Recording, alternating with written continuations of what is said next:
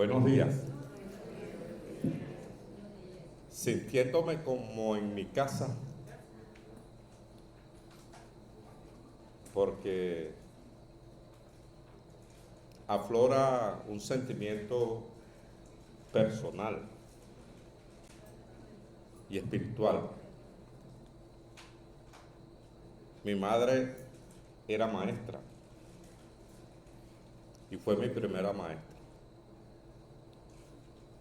Quizás sea por eso que estudié licenciatura en educación. Y quizás sea por eso, uno no sabe, esté aquí con ustedes, maestros, y quizás sea por eso que por azar comencemos a hablar del maestro de los maestros, del que propone una filosofía de la escuela, que es como proponer una filosofía de la casa, porque la escuela es una casa donde se aprende y donde se enseña al mismo tiempo. Simón Rodríguez hablaba de entreenseñarnos. Nadie aquí lo sabe todo. El que diga que lo sabe todo, sencillamente nos está cayendo a mentiras. Entonces, el conocimiento, el saber y la cultura es una especie de conversación colectiva que le permite a los pueblos construir su identidad, entendiendo que el maestro o que la educación, para hablar de manera general, modeliza la cultura. En la escuela, además de comenzar a hablar, a leer y a escribir, que son cosas muy importantes,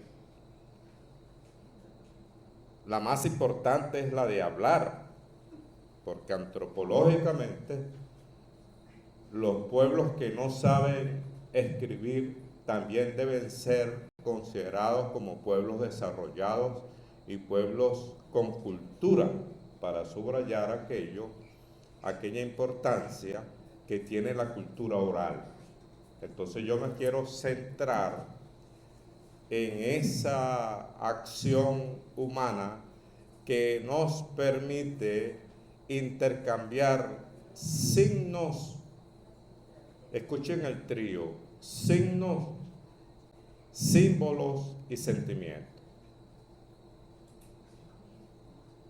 Para hablar de un primer trío, signos, símbolos y sentimientos, necesitamos hablar de las formas culturales que tiene toda sociedad, todo pueblo, que le permite estructurarse como sociedad.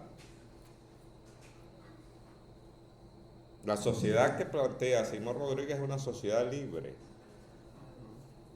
no una sociedad para eternizarse o eternizar sus instrumentos, sino una sociedad para inventar, que son dos cosas totalmente distintas. La permanencia se opone al invento. El invento es lo nuevo, por eso es sumamente importante en esta era de metacultura, es decir, todo el planeta está, entre comillas, conectado. No creo en la globalización, me parece que es una mentira. Se plantea la disputa por la civilización dominante. Yo estoy planteando de manera general un problema epistemológico. Y hay una cultura dominante dentro de esa civilización humana. y se llama el capitalismo, que tiene dos códigos fundamentales que debemos subrayar. La propiedad privada, tienen que escribir eso. Una educación que propugne o proponga la propiedad privada es una educación capitalista. El segundo código que caracteriza esta vieja cultura, que no nació ayer, no nació con la teoría Monroe, nació mucho antes, nació con la revolución burguesa, es considerar a la naturaleza como una empresa que puede ser explotada. Entonces, estos dos códigos, histórica y antropológicamente, atraviesan la cultura capitalista y por eso somos, sin ofender, no nos ofendamos, por eso somos capitalistas. Y frente a esta cultura hay que inventar otra. Y ese invento sería, entre otros espacios, sería el objetivo fundamental de la nueva escuela. Es una vieja consigna, la nueva escuela es una vieja consigna. Esa nueva escuela es el eje central de la propuesta filosófica de Samuel Robinson, de Simón Rodríguez. Entonces, ojo con esos dos códigos porque epistemológicamente o transversalmente atraviesan la cultura.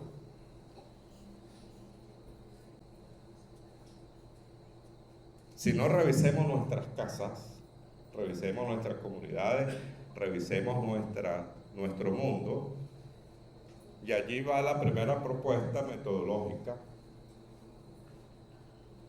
de considerar la casa como la primera línea de la cultura humana. No estoy diciendo la familia, no, la casa. Yo le pregunto a mis estudiantes que si tienen mesa de noche.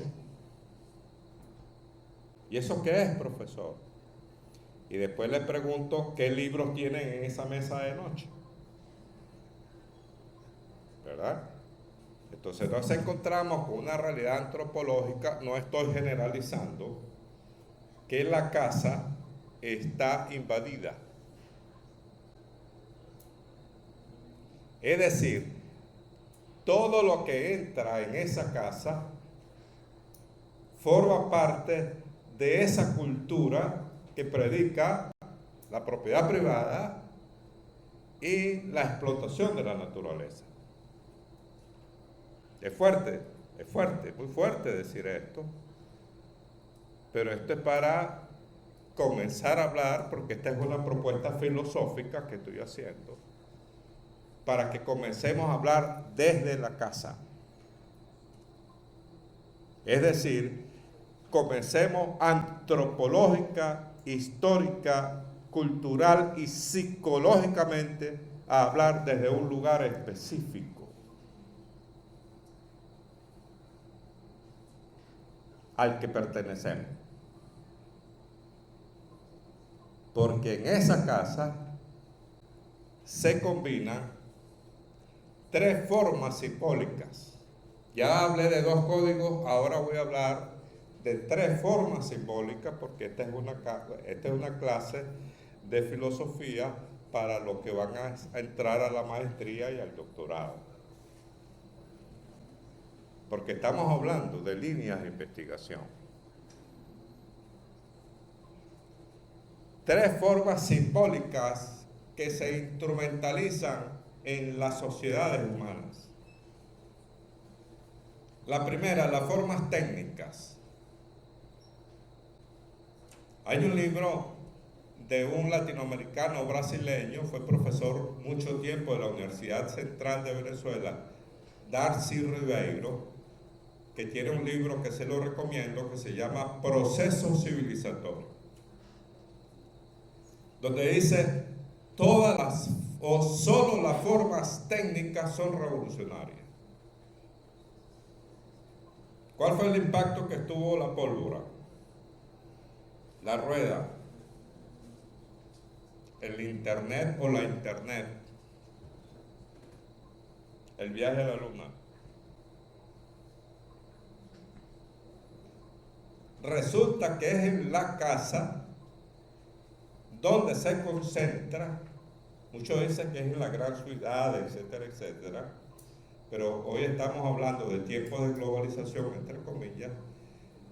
Es en la casa donde se centra antropológicamente la captación, porque somos receptores, somos auditorios de los grandes discursos que se producen en grandes centros de producción de discursos, de símbolos, de signos y de sentimientos, es decir, de antropologías extrañas, pero que tienen la facultad que van a regir nuestra vida. Que lo valerano se está confeccionando en otra parte, no en Valera. Yo quisiera que se confeccionara en Valera. Se reúne Valera para confeccionar su escuela, su casa, su educación, su agricultura, su turismo, etcétera, etcétera, antropológicamente hablando. Bueno, eso es tema para otro foro con los valeranos. Las formas técnicas. Las segundas formas que cruzan toda sociedad son las formas asociativas.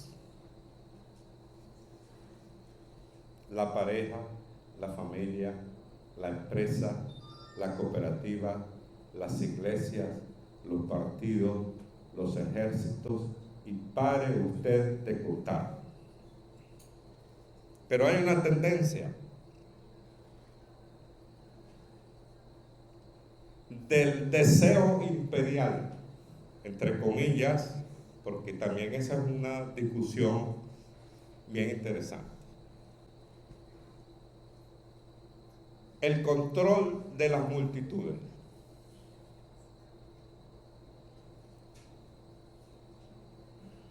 Y podríamos preguntarnos, ¿está la escuela asociada a esta intención de controlar la multitud, es decir, de crear instrumentos para dominar, para perpetuar dominaciones, o está la escuela preparada para la interpretación de los discursos?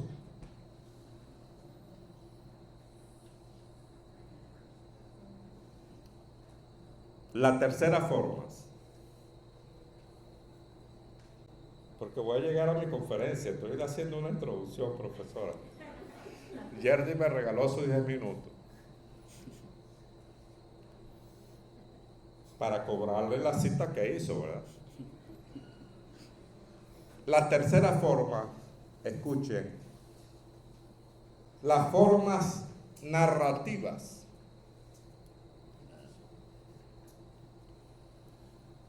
Las formas que usamos para contarnos.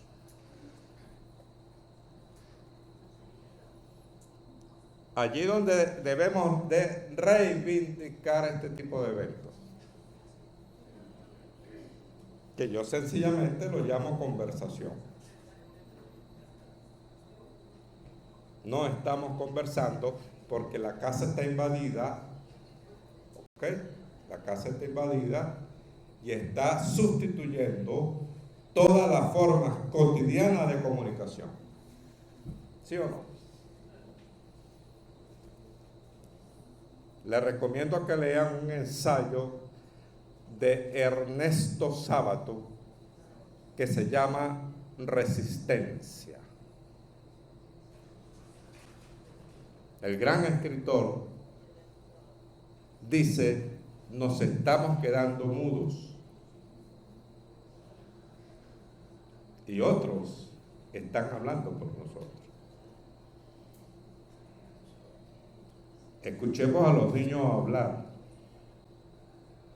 Los niños que están hablando como hablan los traductores puertorriqueños o puertorriqueños, que son los que traducen las películas que vienen en otros idiomas, y sobre todo las caricaturas. Porque la televisión, no voy a decir, está sustituyendo la escuela. Sustituyó la escuela.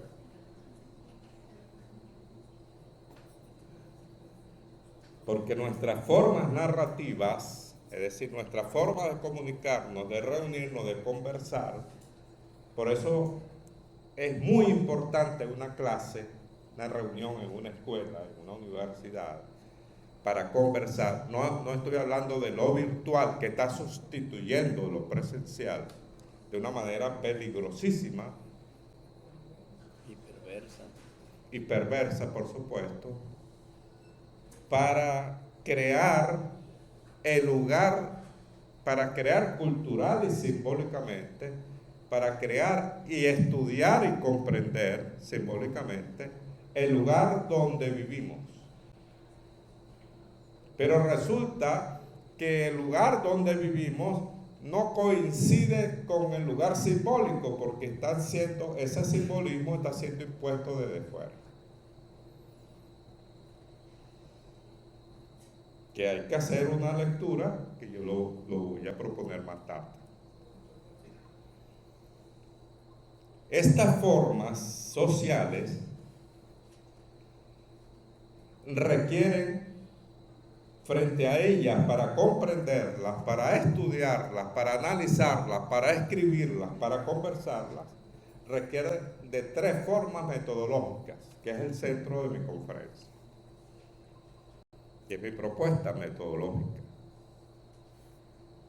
Inventamos o erramos.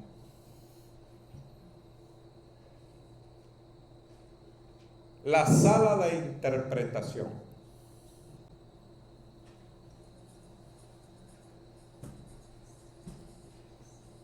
Que tiene que ver con la persona que estudia. Y que tiene que ver con la pregunta que le hago a mis estudiantes: ¿qué libros tienes en tu mesita de noche?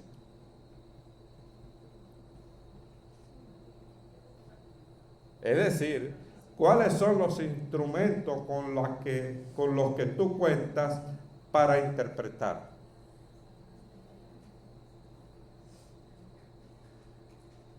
No para estar informado.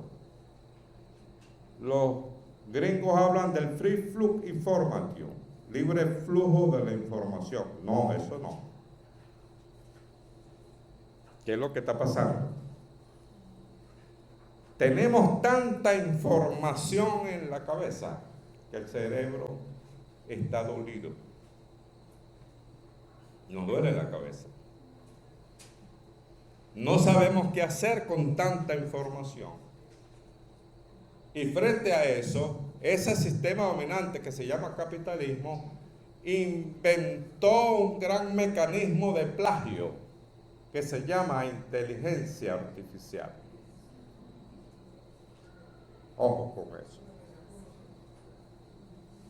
No, haz la exposición, haz el trabajo, y si lo haces a mano es mucho mejor. Yo estoy proponiendo de hace años en la universidad, y me dicen eso: Guacho, pobrecito, está loco, que él hace presentaciones en los trabajos de grado, y que los trabajos de grado sean orales, no escritos. Grábalo. ¿Cuál es la diferencia de la oralidad con la escritura?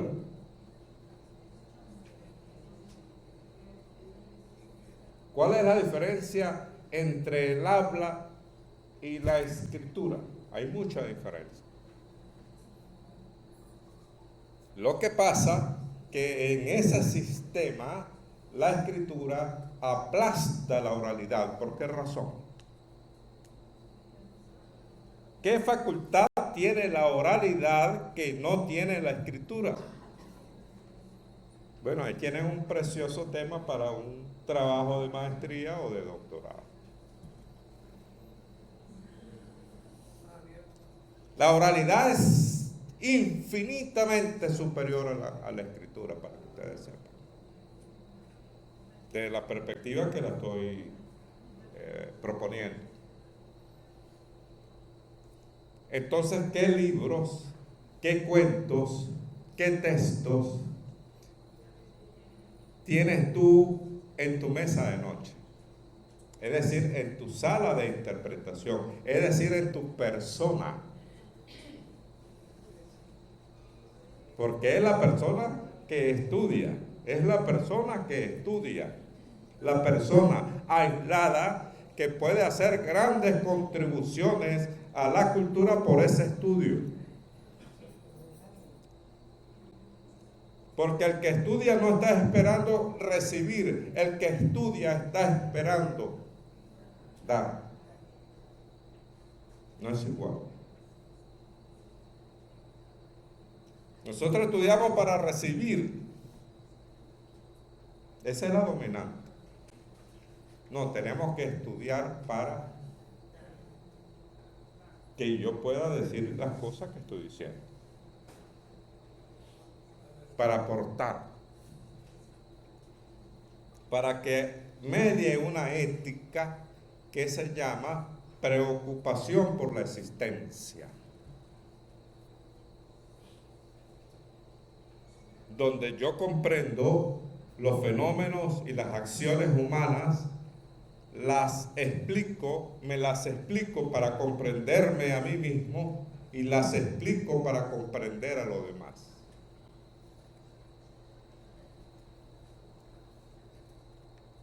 Eso está en la metodología y está en la filosofía. Pero lo estamos practicando. Sala de interpretación. ¿Ok? Sala de interpretación. Pues ese es el cuarto elemento, ¿verdad? Sala de interpretación. Y es el primero desde el punto de vista hermenéutico, es decir, para comprender, para estudiar, para interpretar, etcétera, para hablar, para escribir.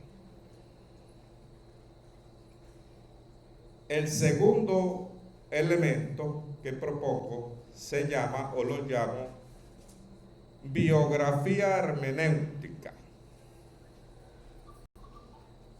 que la entiendo como aquellos instrumentos, entre comillas, aquel conocimiento, aquel pensamiento que yo tengo adquirido durante mi vida, desde que estaba en el vientre de mi madre hasta este momento, que forma parte de mi memoria personal, que me sirve para la comprensión de la cultura humana.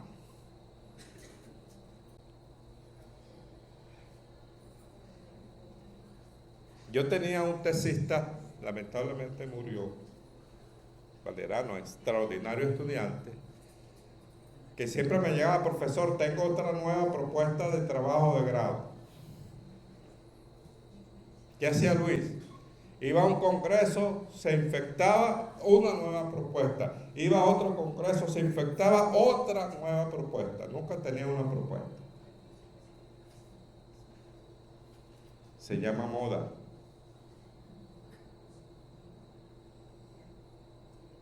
Entonces, para el trabajo interdisciplinario que estamos planteando y que debemos conversar mucho,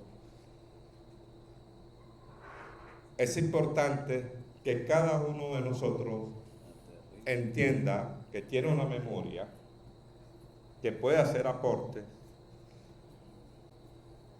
Por eso no hay que hablar mal de los analfabetas. Porque los analfabetas hicieron un gran aporte a la cultura humana. ¿Cuál, profesor? Inventaron el alfabeto.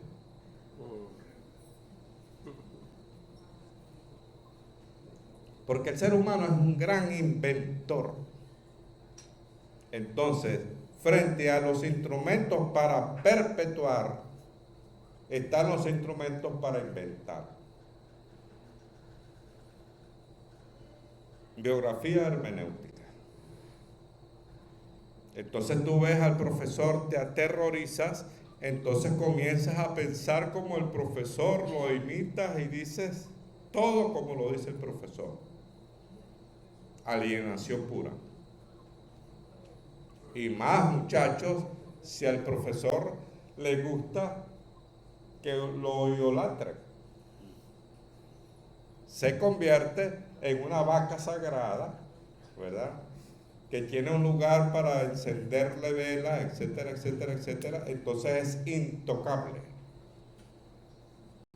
Eso hay que evitarlo. La cultura, el conocimiento, las metodologías, y paremos de contar, son conflictivas, no hay armonía. Se trata de la reunión de las distintas corrientes universales del pensamiento, de los lenguajes, etcétera, que alimentan a un colectivo. Todas. No uno o dos. Aunque hay que tener claro que la cultura, por lo menos es binaria. Dos lados. Un solo lado no existe. Es imposible. Por eso Robinson Crusoe, en la novela llamada Robinson Crusoe, inventa Viernes. ¿Verdad? Y hay una versión cinematográfica de Robinson Crusoe que inventa a Wilson, un balón de voleibol, para hablar con el otro, porque el otro me es importantísimo para que yo exista. Entonces, la pregunta que queda en el aire es cómo tratamos al otro. El segundo elemento, ¿cuántos minutos me quedan? 13 minutos. Perdón, el tercer elemento. Hablé de la biografía hermenéutica. El umbral étnico.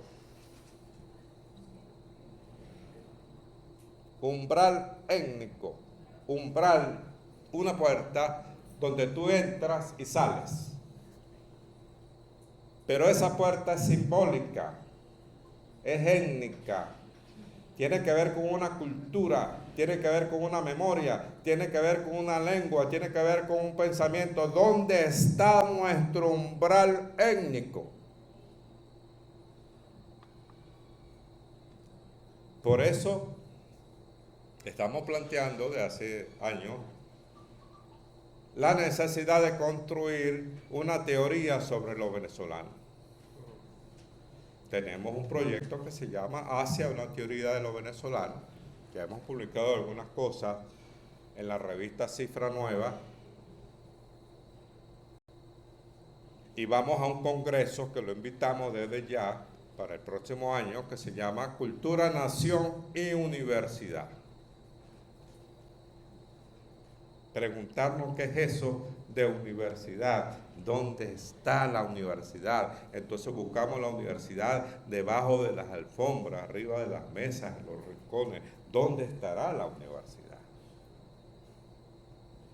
Cuando la ley de universidades dice que el papel de la universidad, escuchen esto,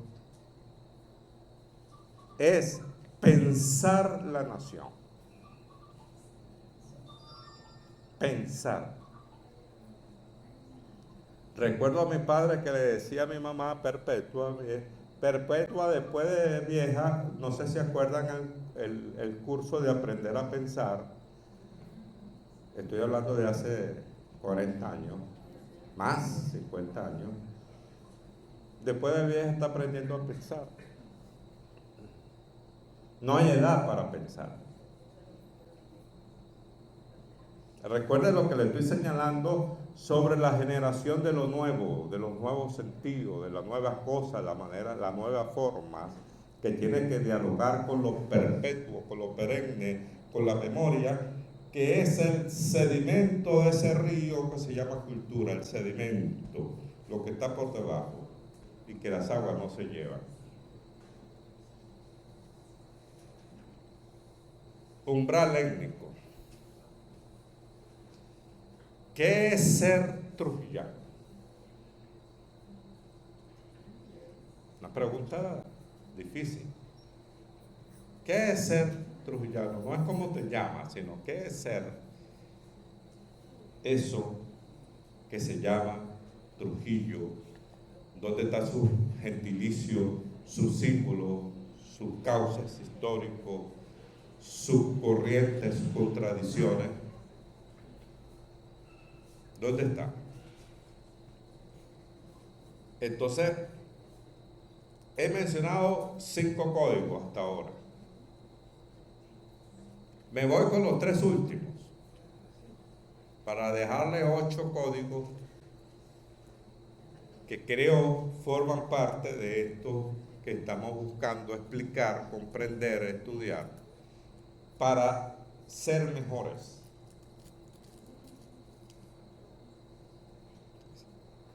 Esto está cruzado por la ética, ser mejor, serle más útil a la vida, a la sociedad, al mundo.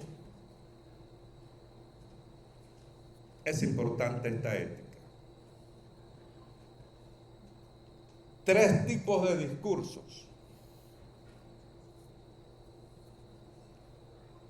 Creo que Néstor va a hablar ahora sobre el laberinto de los 3 minotauros de Briceño Guerrero. 3 tipos de discursos. El discurso mitopoyético, el de los mitos, el de los orígenes.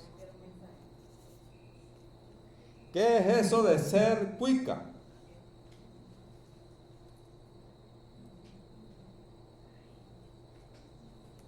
¿Qué significa? Ahora hablaba con la profesora sobre los guayú.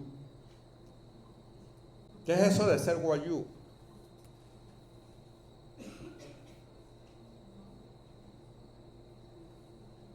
¿Cuáles son nuestros mitos? ¿De dónde vienen los mitos? Que mucha gente cree que son mentiras. La cultura está llena de mitos formidables. Dando una clase una vez sobre el Pok Vuh o el Popol Vuh, hay un pasaje, ¿lo recuerdan? Donde a Junapup le cortan la cabeza.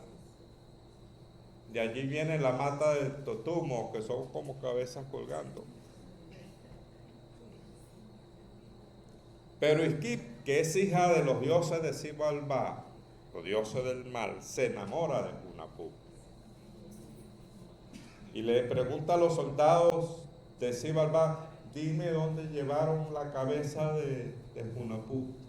Y logra que le digan que se va detrás a buscar la cabeza de Junapup. Entonces conversan de manera linda como conversan los enamorados. Si no conversan de manera linda, no están enamorados. Entonces se declaran el amor. Entonces Junapup le dice a Izquip, extiende la mano. Izquip extiende la mano y Junapup, o la cabeza de Junapup, le escupe la mano e Izquip quedó embarazada. ¡Profe, eso es imposible!, reclama a una estudiante. Y le digo yo, hija, ¿qué le pasa? Profe, eso es imposible. Ajá, ¿por qué es imposible? Porque eso no está en la Biblia, es decir, el discurso perenne, el discurso establecido. ¿Cómo es la cosa? ¿Tú cuál Biblia te leíste? Y yo le digo, sí está en la Biblia. Entonces, ¿cómo diablo hizo Dios para embarazar a la Virgen María? El mismo símbolo.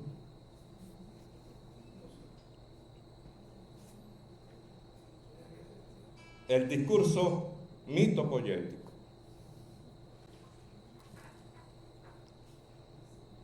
el discurso artístico, poético, filosófico, que quiere resolver las grandes aporías y explica y nos explica qué es lo que estoy tratando de hacer yo hoy. ¿Ok? Explica y nos explica y creemos en eso, ¿verdad? Y por supuesto, en tercer lugar colocamos, que también es mentiroso, al discurso científico. También es mentiroso. ¿Ok? Pero fíjense ustedes cómo el discurso científico, a partir de la Segunda Guerra Mundial, comenzó a dominar la escena de la cultura por el auge de lo que yo llamo la cultura satelital. Profe, ¿qué es eso de cultura satelital? La velocidad del mensaje. Es posible que en un minuto un mismo mensaje llegue a 1.000 millones de personas. ¿Qué monstruosidad es esa? Por eso mi envidia con Shakira, siempre lo digo. Yo tengo un canal YouTube, tengo 100 suscriptores, pero la Shakira esa, 80 millones de descargas, muchachos. Y él pregunta que qué tiene Shakira, qué no tiene. No, yo sé lo que tiene Shakira y sé lo que yo tengo. Estoy hablando de la tecnología. ¿Qué pasó ahí? ¿Dónde está el discurso de la filosofía? ¿Dónde está el discurso del arte? ¿Dónde está el discurso de la educación, etcétera, frente al discurso del espectáculo de la cultura industrial, de la cual forma parte Shakira? Y el fútbol, y el otro. El Balón de Oro ayer. Cultura es... ¿Quién lo ganó? Cultura del espectáculo. Ya empezaron a sabotearme. Cultura del espectáculo. Entonces, ¿qué hacemos? ¿Qué hacemos con tanto volumen de la información? Bombardeo, desde centros estructurales, terrícolas, que tienen la gran capacidad de manejar el discurso para la dominación de las mentes de los terrícolas.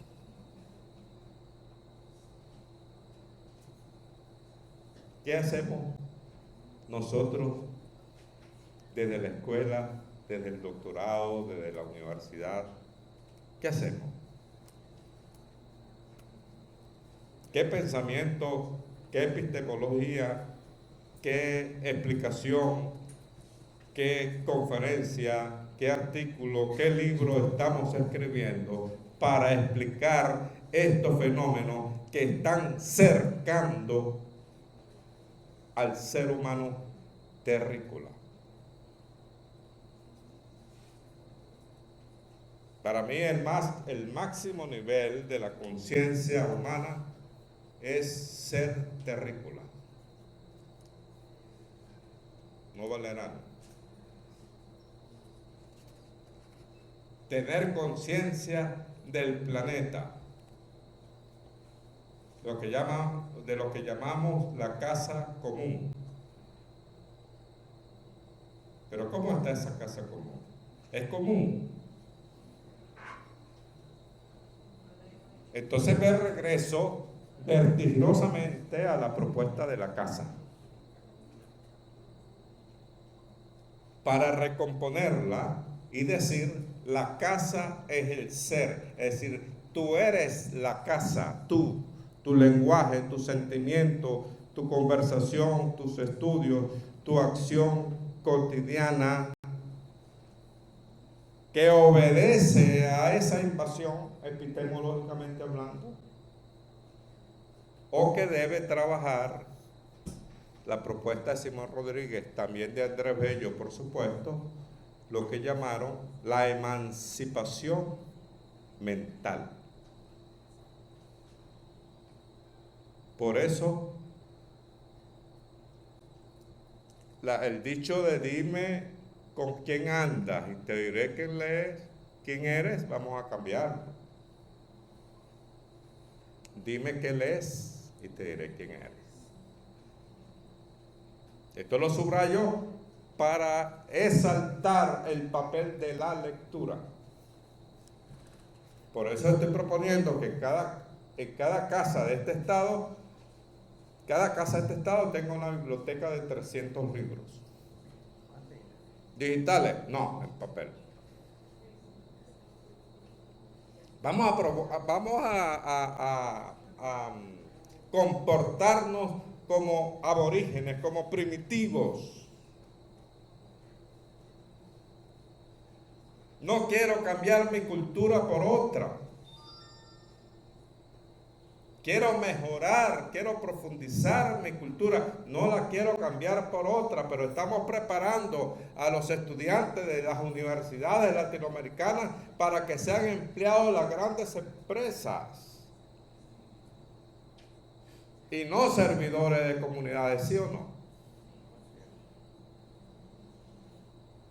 Es decir, tenemos que asumir con criterios críticos y metodológico y profundo la propuesta de emanciparnos, es decir, pensar desde nosotros, conversar lo que estamos pensando. ¿Dónde está la reunión de los posgrados en el estado de Trujillo?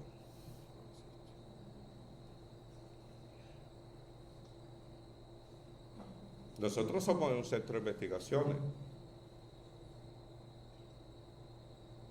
¿Qué estamos haciendo? ¿Ya cuáles son nuestras palabras, nuestros discursos? ¿Qué lectura estamos proponiendo? Por eso que es importante entender que el ser de la Casa Liberadora somos nosotros mismos. Muchas gracias.